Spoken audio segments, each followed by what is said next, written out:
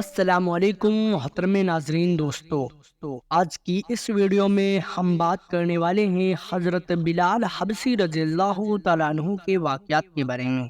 اعلان نبوت کے چند روز کے بعد نبی کریم صلی اللہ علیہ وسلم ایک رات مکے کی ایک گلی سے گزر رہے تھے کہ انہیں ایک گھر میں سے کسی کی رونے کی آواز آئی۔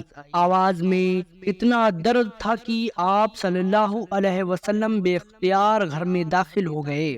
دیکھا کہ ایک نوجوان جو کہ حبشی معلوم ہوتا ہے چکی پیس رہا ہے اور جارو قطار سے رو رہا ہے۔ آپ صلی اللہ علیہ وسلم نے اس سے رونے کی وجہ پوچھی تو اس نے بتایا کہ میں ایک غلام ہوں، سارا دن اپنے مالک کی بکریاں چراتا ہوں، شام کو جب تھک کر آتا ہوں تو میرا مالک مجھے گندم کی ایک بوری پیسنے کے لیے دے دیتا ہے، جس کو پیسنے میں میری ساری رات لگ جاتی ہے۔ میں اپنے قسمت پہ رو رہا ہوں کہ میرے بھی کیا قسمت ہے، میں بھی تو ایک انسان ہی ہوں، میرا بھی جسم آرام مانگتا ہے، مجھے بھی نیند ستاتی ہے، لیکن میرے مالک کو مجھ پر ذرا بھی ترس نہیں آتا۔ کیا میرے مقدر میں ساری عمر اس طرح رو رو کر زندگی گزارنا لکھا ہے؟ نبی کریم صلی اللہ علیہ وسلم نے فرمایا کہ میں تمہاری مالک سے کہہ کر تمہاری مشقت کو کم نہیں کروا سکتا، کیونکہ وہ میری بات نہیں مانے گا۔ ہاں، میں تمہاری تھوڑی مدد کر سکتا ہوں کہ تم سو جاؤ اور میں تمہاری جگہ چکی پیستا ہوں۔ وہ غلام ہوا اور شکریہ ادا کر کے سو گیا۔ آپ صلی اللہ علیہ وسلم اس کی جگہ چکی پیستے رہے۔ جب گندم ختم ہو گئی تو آپ صلی اللہ علیہ وسلم اسے جگائے بغیر واپس تشریف لے گئے۔ دوسرے دن آپ صلی اللہ علیہ وسلم وہاں تشریف لے گئے اور اس غلام کو سلا کر اس کی جگہ چکی پیستے رہے۔ تیسرے دن بھی یہی ماجرا ہوا، آپ اس غلام کی جگہ ساری رات چکی پیستے اور صبح خاموشی سے اپنے گھر میں تشریف لے آتے۔ چوتھی رات جب آپ وہاں گئے تو اس غلام نے کہا، اے اللہ کے بندے، آپ کون ہیں اور میرا اتنا خیال کیوں کرتے ہیں؟ ہم غلاموں سے نہ تو کسی کو کوئی ڈر ہوتا ہے اور نہ ہی کوئی فائدہ، تو پھر آپ یہ سب کچھ کس لیے کر رہے ہیں؟ آپ صلی اللہ علیہ وسلم نے فرمایا، میں سب کچھ انسانی ہمدردی کے تحت کر رہا ہوں، اس کے علاوہ مجھے تم سے کوئی غرض نہیں۔ اس غلام نے کہا کہ آپ کون ہیں؟ نبی کریم صلی اللہ علیہ وسلم نے فرمایا، کیا تمہیں معلوم ہے کہ مکہ میں ایک شخص نے نبوت کا دعویٰ کیا ہے؟ اس غلام نے کہا، ہاں، میں نے سنا ہے کہ ایک شخص جس کا نام محمد ہے اور اپنے آپ کو اللہ کا نبی کہتا ہے۔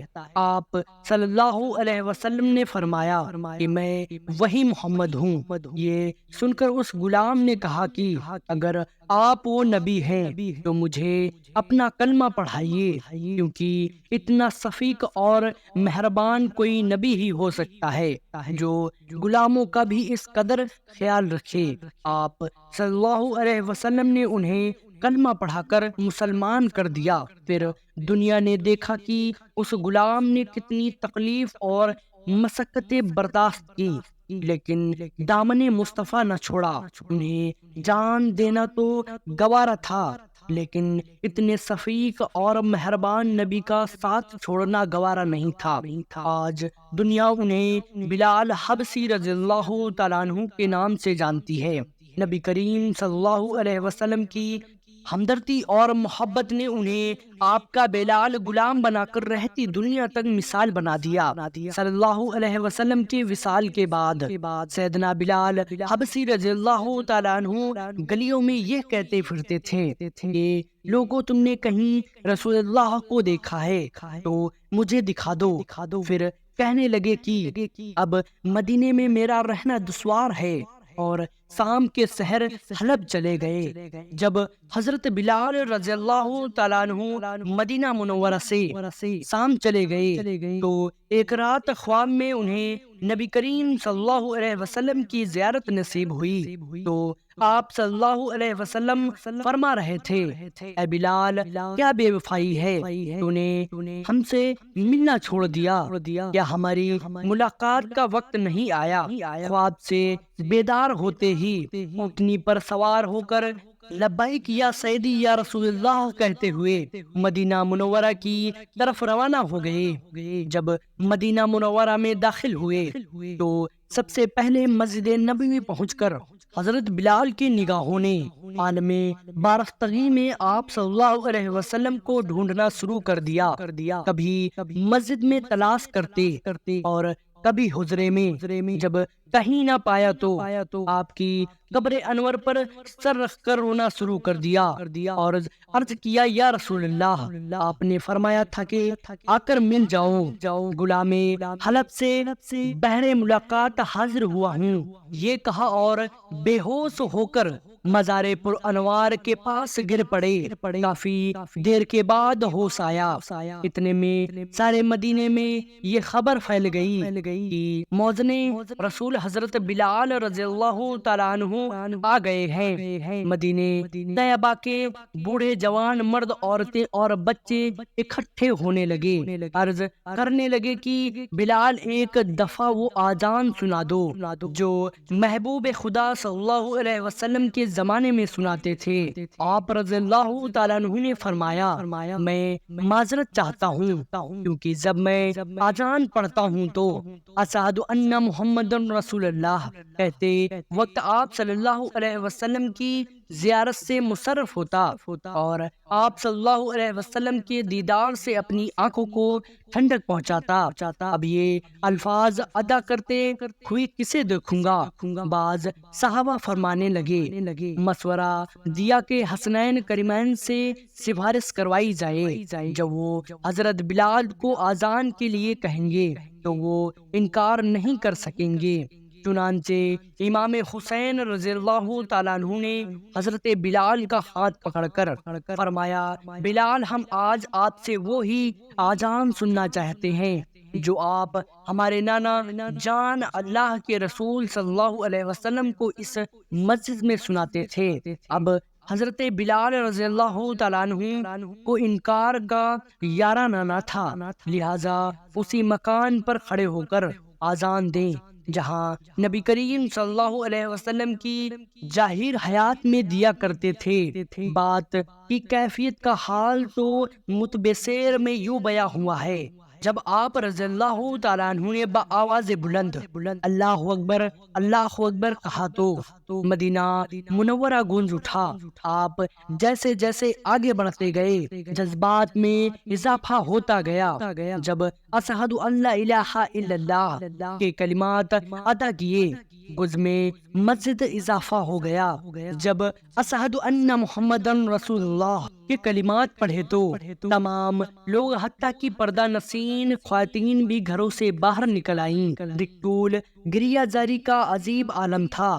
لوگوں نے کہا، رسول خدا صلی اللہ علیہ وسلم تشریف لے آئے ہیں۔ آپ صلی اللہ علیہ وسلم کے وصال کے بعد مدینہ منورہ میں اس دن سے زیادہ رونے والے مرد و زن نہیں دیکھے گئے۔ علامہ اقبال آذان بلال رضی اللہ تعالیٰ عنہ کو تارانہ عشق قرار دیتے ہوئے فرماتے ہیں، اذان ازل سے تیرے عشق کا ترانہ بنی، نماز اسی کے نظارے کا ایک بہانہ بنی۔ نبی کریم صلی اللہ علیہ وسلم سیدنا حضرت بلال حبشی کائنات کی وہ پہلی عظیم و مقدس ہستی ہیں جن کو دنیا کے پہلے مؤذن ہونے کا اعلیٰ شرف حاصل ہوا۔ اللہ کے رسول نے خود ارشاد فرمایا کہ بلال کس قدر اچھا آدمی ہے، وہ تمام مؤذنوں کا سردار ہے۔ آپ کے والد ربا اور والدہ امامہ عرب کی ایک قبیلے کے غلام تھے۔ یہ سرزمین عرب کا وہ تاریخ دور تھا جب انسان کی اخلاقی بستیوں کی گہرائیوں میں گرا تھا اور اس پر گمراہی مسلط تھی، اور اس دور جہالت میں سب سے مظلوم طبقہ غلاموں کا تھا جسے بنیادی انسان حقوق تو ملتا بہت دور کی بات ہے، سکون سے اپنی زندگی گزارنے کا حکم بھی نہیں تھا۔ سیدنا حضرت بلال امیہ بن خلف کے غلام تھے۔ وہ اپنے آقا کی بکریاں چرانے پہاڑوں پر جایا کرتے تھے، اور ایک دن آپ کا گزر غار ہیرا کی طرف سے ہوا، جہاں رسول کریم صلی اللہ علیہ وسلم اپنے یار غار سیدنا حضرت ابو بکر صدیق کے ساتھ تشریف فرما تھے۔ اللہ کے رسول غیب دانے اس حبشی نوجوان کو دیکھا تو اپنے پاس بلا کر فرمایا، میں اللہ کا رسول ہوں، تمہاری اسلام کے مطابق کیا رائے ہے؟ سیدنا حضرت بلال حبشی تو رسول کریم کے ذات سے پہلے ہی متاثر ہو چکے تھے، پھر آقا کونین کا دلکش انداز گفتگو تو حضرت بلال کے منہ سے نکلا، میں آپ کے دین کو اچھا پاتا ہوں، یہ کہہ کر حضرت بلال واپس لوٹ گئے، مگر ان کا دل وہی حضور کی طرف رہ گیا۔ دوسرے دن پھر بکریوں کو وہیں لے کر پہنچے، نبی کریم صلی اللہ علیہ وسلم کی اور زیادہ باتیں سنی تو دل اور بھی بے قرار ہو گیا۔ جو سچائی آپ کے کل پر اسلام کی صورت میں پہلے ہی ودیعت کر دی تھی، وہ دین اسلام کی صورت میں سامنے آ گئی، اور آپ نے اسلام کی پکار پر لبیک کہتے ہوئے کلمہ شہادت پڑھا، حضور کی غلامی کی سند حاصل فرمائی، آپ مرید ہو کر اسلام کی دولت سے مالا مال ہو گئے۔ اس وقت سیدنا حضرت بلال کی عمر مبارک 28 برس کی تھی۔ آپ ان پہلے 7 خوش نصیبوں میں سے ہیں جن کے لیے اسلام نے اپنے دروازے کھول دیے۔ یہ اسلام کا اولین دور تھا۔ حضور پاک اللہ کے حکم سے فی الحال رازداری سے اسلام کی تبلیغ فرما رہے تھے، لیکن اسلام کا منفرد اور پاکیزہ رنگ زیادہ عرصے تک کفار مکہ سے پوشیدہ نہ رہ سکا۔ انہوں نے جلد ہی محسوس کر لیا کہ ان کے بعض ساتھیوں، خاص طور پر غلام اور خواتین میں تبلیغی آ گئی ہے۔ امیہ بن خلف کو جلدی یہ خبر مل گئی کہ اس کا غلام بلال نبی کریم صلی اللہ علیہ وسلم کا غلام بن گیا ہے، اور اس کا شمار آپ کے ساتھیوں میں ہوتا ہے۔ اس جرم کی باداس میں امیہ نے سیدنا حضرت بلال حبشی پر ظلم و ستم کے پہاڑ گرانا شروع کر دیے، حتیٰ کہ یہ زمین اپنی گرمی کی وجہ سے بہت مشہور تھی، جو دھوپ میں تانبے کی طرح گرم ہو جاتی تھی۔ امیہ حضرت بلال کو تانبے کی زمین پر لٹاتا اور آپ کے سینے پر بھاری پتھر رکھ کر آپ کو دہکتے ہوئے انگاروں پر لٹا دیتا۔ آپ کے بدن کی چربی پگھل پگھل کر انگارے بجھا دیا کرتی تھی، مگر آپ کے زبان مبارک سے آہت آہت کے سوا کچھ نہ نکلتا تھا۔ امیہ آپ کو کہتا، ابھی بھی تو محمد کے خدا سے باز آ جا، لیکن اسلام اور سرکار کی محبت ان کے سینے سے دنیا کی کوئی بھی سخت سے سخت سزا ختم نہیں کر سکتی تھی۔ آپ کے سینے میں اس کے رسول کی حقیقی سما روشن تھی۔ آپ حقیق حبیب خدا تھے، دنیا کی ان ماروں سے کہا دیار کو توڑتے۔ حضرت عمر بن عاص فرماتے ہیں کہ میں نے حضرت بلال کو اس حالت میں دیکھا کہ امیہ نے ان کو ایسی تپتی ہوئی زمین پر لٹا رکھا تھا جس پر اگر گوشت بھی رکھ دیا جاتا تو وہ بھی جل جاتا، لیکن اس حالت میں بھی حضرت بلال اللہ کے سوا کسی بھی دوسرے معبود کا انکار کرتے رہے۔ امیہ نے تیس میں آ کر ان کے گلے میں رسی ڈال دی اور انہیں مکے کے شریر لڑکوں کے حوالے کر دیا۔ وہ بدبخت لڑکے آپ کو مکے کی وادی میں گھسیٹتے پھرتے تھے اور تپتی ہوئی انگارے ریت پر اوندھے منہ ڈال دیتے تھے اور آپ پر پتھروں کا ڈھیر لگا دیتے تھے، لیکن عاشق رسول نے اسلام اور سرکار کا دامن پھر بھی چھوڑنا گوارا نہیں کیا۔ آپ پر سے انتہا ظلم و ستم کا یہ سلسلہ کافی عرصے تک جاری رہا۔ یارگار یہ رسول سیدنا حضرت صدیق اکبر ان عاشق صادق پر اتنا ظلم ہوتے ہوئے دیکھ رہے تھے۔ ایک دن ان سے رہا نہ گیا تو وہ امیہ کے پاس گئے اور خود سے کہا کہ ان بے گناہ اور بے کس غلام پر اتنا ظلم ستم مت کرو۔ اگر وہ ایک خدا کی عبادت کرتا ہے تو اس میں تمہارا کیا نقصان ہے، اور اگر تم اس کے ساتھ احسان کرو گے تو وہ احسان آخرت میں تمہارے کام آئے گا۔ امیہ نے حقارت سے کہا، میں تمہارے خیالی یوم آخرت کا قائل ہی نہیں، جو میرے جی میں آئے گا میں وہی کروں گا۔ سیدنا صدیق اکبر نے اس کو پھر تحمور سے سمجھایا کہ تم طاقتور ہو، اس مجبور غلام پر ظلم کرنا تمہارے سیان سان میں نہیں، تم عربوں کی قومی روایات کو دھپا مت لگاؤ۔ امیہ نے کہا، تم اس کالے غلام کی اگر اتنے ہی ہمدرد ہو تو اس کو خرید کیوں نہیں لیتے؟ سیدنا صدیق اکبر راضی ہو گئے اور آپ کو آزاد کروا دیا۔ سرکار دو عالم صلی اللہ علیہ وسلم کو سیدنا حضرت بلال کے آزاد ہونے کی جب خبر ملی تو آپ بے حد خوش ہوئے، اور حضرت ابو بکر نے فرمایا کہ مجھے بھی اس میں شریک کر لو۔ تو یارگار نے عرض کیا، یا رسول اللہ، میں تو بلال کو آزاد کر چکا ہوں۔ سیدنا حضرت بلال حبشی اب آزاد تھے اور اپنا زیادہ وقت اپنے کریم آقا کی بارگاہ اقدس میں گزارتے تھے۔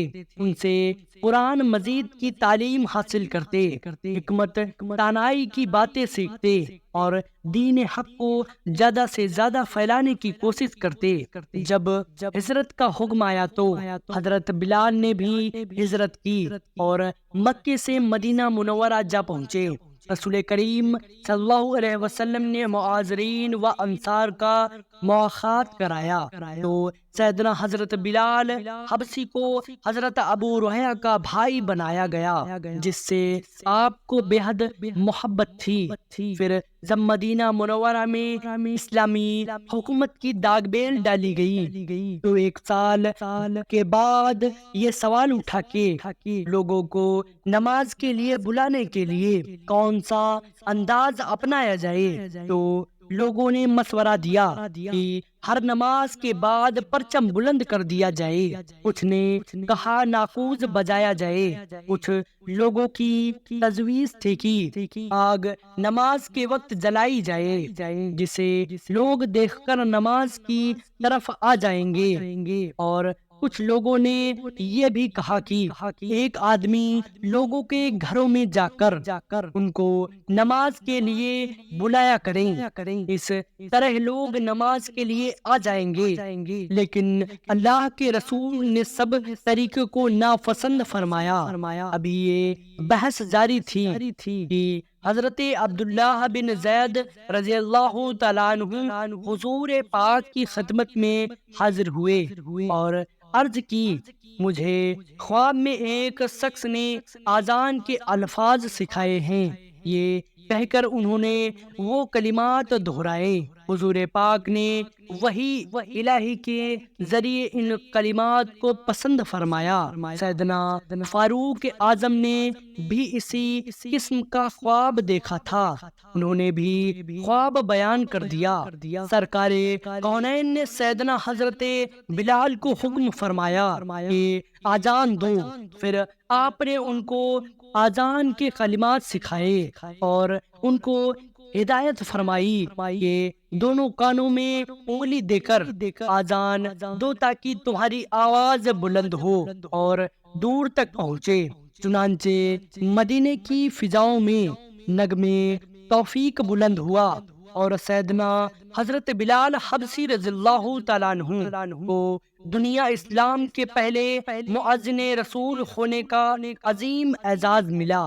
جب مسجد نبوی کی تعمیر ہوئی تو ایک سرے پر ایک چبوترا بنا کر اس پر چھت ڈال دی گئی۔ اس جگہ رسول پرنور کے علاوہ وہ صحابی رہنے لگے جو ہم وقت حضور پاک کی خدمت میں حاضر ہو جاتے تھے اور علم حاصل کرتے۔ ان مقدس اصحاب کو اصحاب صفا کہا جاتا ہے۔ عربی میں صفا چبوترے کو کہتے ہیں، اور سیدنا حضرت بلال حبشی بھی اصحاب صفا میں سے ہیں۔ سرکار دو عالم کی وصال مبارک کے بعد آپ شام کی جنگوں میں شرکت کے لیے چلے گئے۔ بیت المقدس کی فتح میں بھی آپ شریک تھے۔ 16 ہجری میں جب حضرت عمر شام گئے تو حضرت بلال نے جابیہ میں ان کا استقبال کیا۔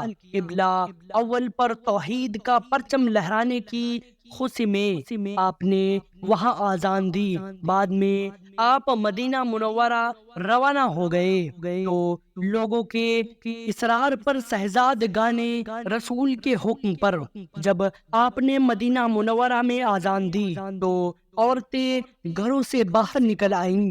ہر طرف کوہرام مچ گیا۔ آپ محبت رسول میں بے ہوش ہو کر گر گئے اور بعد میں مدینہ منورہ چھوڑ گئے اور واپس شام چلے گئے۔ 20 ہجری میں آپ کا وصال ہوا اور آپ کو دمشق میں باب الصغیر کے قریب دفن کیا گیا۔ جب آپ کی وصال کی خبر فاروق اعظم کو ملی تو آپ روتے روتے نڈھال ہو گئے۔ آپ روتے جاتے تھے اور کہتے جاتے، ہمارا سردار بلال بھی ہمیں جدائی کا داغ دے گیا۔ آپ وہ آخر رسول تھے، جب یار کو دیکھا تو سب برداشت کر لیا مگر دامن مصطفیٰ نہ چھوڑا۔ اللہ کریم آپ کے عشق کا ایک ذرا ہم سب کو بھی عطا فرمائے اور سیدنا حضرت بلال حبشی رضی اللہ تعالیٰ عنہ جیسے عظیم صحابی رسول کے صدقے امت مسلمہ کی بخشش فرمائے، آمین۔